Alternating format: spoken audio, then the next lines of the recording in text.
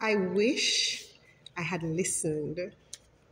I got inspiration to talk about all that glitters over the past weekend, and I just did not get the chance to.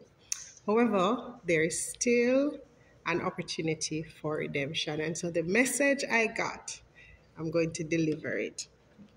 I actually got all the things I needed for demonstration. See what it says? Cotton candy. Do you know how cotton candy is made?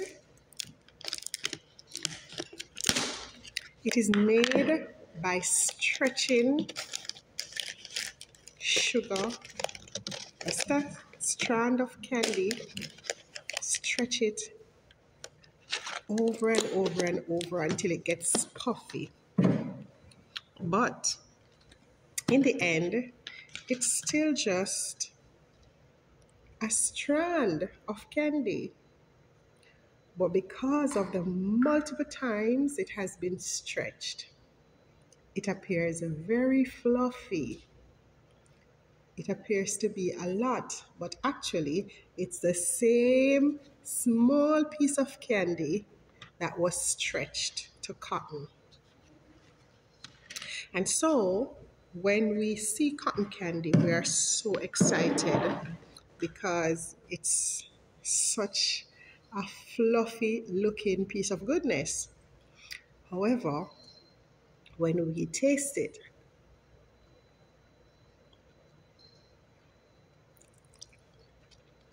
it instantly melts in our mouth to almost nothing. And that's what some people do with truth.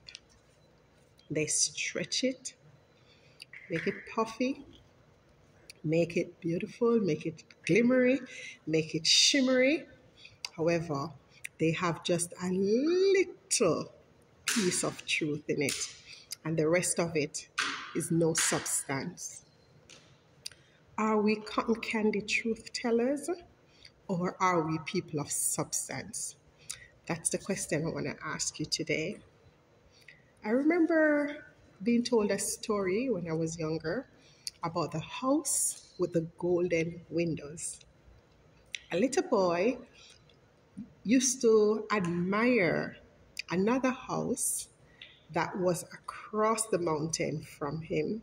Every day about sunset, he noticed that the house suddenly turned to glistening gold, and he always wanted to find the house with the golden windows.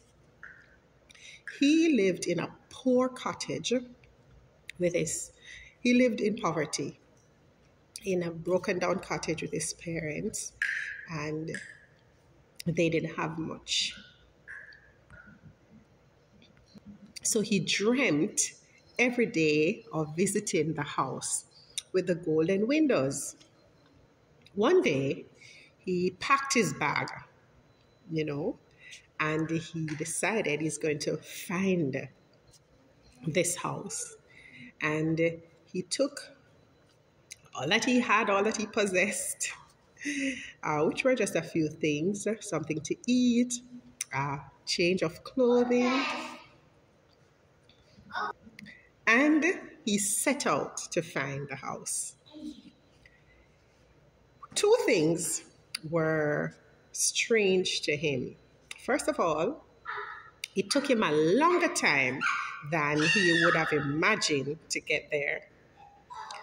So he walked and walked, and when it was almost evening, that's the time he saw the house again, although he imagined that it was very close to him. The next thing that surprised him was when he got there. The house looked pretty much like his own house. And so he stood there for a bit and he contemplated the distance he had walked. But sure enough, when he looked behind him, he saw his very house in the distance. So he knew he was on the right path. He went up to the door and he knocked. And a little boy, just about his age, came out. And he asked him, "Have you seen the house with the golden windows?" And the little boy said to him, "Sure, it's behind you." And he turned him around. And sure enough, the sunset turned his house to gold. And so he realized in that moment that what he was searching for, he had all along. And also that what appeared to be gold was not really gold. How many of us are searching in this world for something that the Lord has already placed inside of us? The kingdom of God is already on the inside of us. And everything else in this world that we pursue, the wealth, the fame, the excitement, the pleasures, everything, it's like cotton candy. It tastes good for a minute, but it melts away in the mouth. It's like the disappointment of that young man when he found that the house with the golden window was just a facade. Sometimes we say the grass is greener